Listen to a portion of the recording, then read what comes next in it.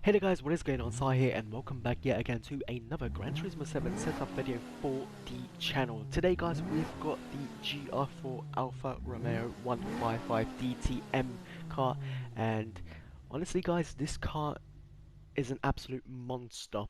And now with the latest 1.21 update, especially the 1.20 update, which changed the physics and the suspension setups as well, this car has suffered a little bit, especially with its default settings. It just feels a little bit more spongy, a little bit just unpredictable and so forth. Still not a bad car, but it has suffered in the handling department. And it's not a very fast car by all means. It's more of an accelerating car, and once you reach just a little bit over 100 miles an hour, you lose your advantage. So this car is very, very strong on tight accelerating circuits, not so much for the fast for fast straight and high speed circuits as well, or high speed turn circuits. Yeah, it kind of lacks there with the aerodynamics as well. But yeah, well, nevertheless, it's still a great car. I've done the setup for it, so I'm glad to share it with you guys now. So let's go ahead and jump straight in. So we've got two setups for this particular beast. So we've got the maxed out unrestricted setup, and we've got the BOP regulated setup. So my BOP regulated setup is based for the Nordschleife, so that's what I'm using on, because there's two different BOPs now. Sorry, three different BOPs now: low speed, medium speed, and high speed. From what I remember, there are very slight changes in brake horsepower and I think weight as well. But yeah, it does make a little bit difference. So I went ahead with the all around and decided to implement the medium speed one. So yeah, let's go ahead and jump straight into the maxed out setup. Sorry guys. So we've got for the tires, racing soft tires. For the suspension, fully customizable with the body height adjustment at 55 at the front and 90 at the rear. Anti-roll bar is set 8 all around. Damper ratio compression is 25 at the front and 35 at the rear. Damper ratio expansion is 31 at the front and 32 at the rear. Natural frequency is 3.75 at the front and 3.50 at the rear. Negative camber angle is 2.0 all around.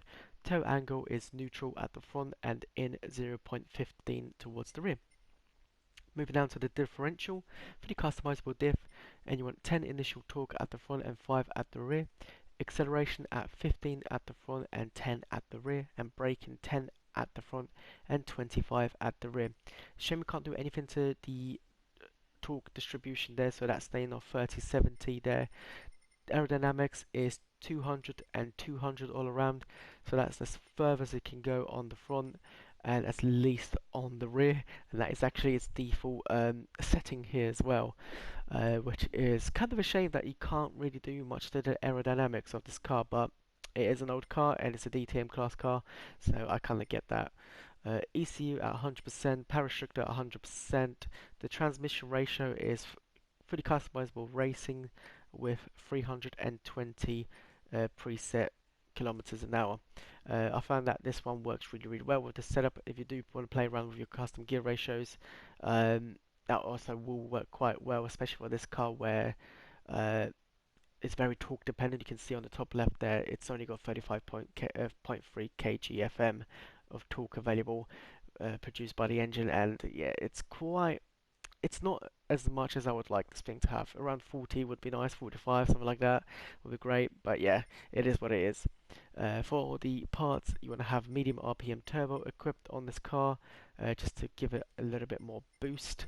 And then you want to go down to your brake controller and have that on -1 for tight technical circuits and neutral to +1 for more high speed circuits. So you can with this car, the rear does like to step out when you brake and turn it at the same time, especially when you change down a gear. So you do have to be careful with that.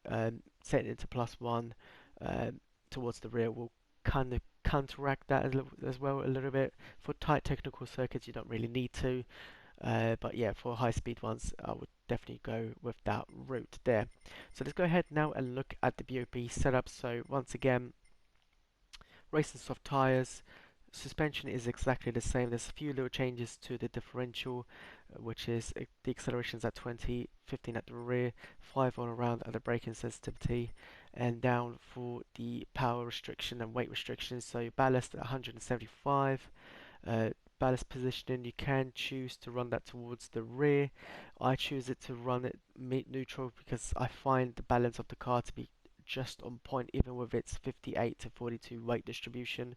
Oh, sorry, 57 to 43 uh, weight distribution there, and the power restrictor at 80% there, and your transmission speed is set to 260. That works really well with this particular car, and particular performance figures there. So turbocharger, nothing, and once again your brake controller stays as it is. So that's it for the setups, guys. I'm going to chuck it around at Catalunya to see what this thing can do.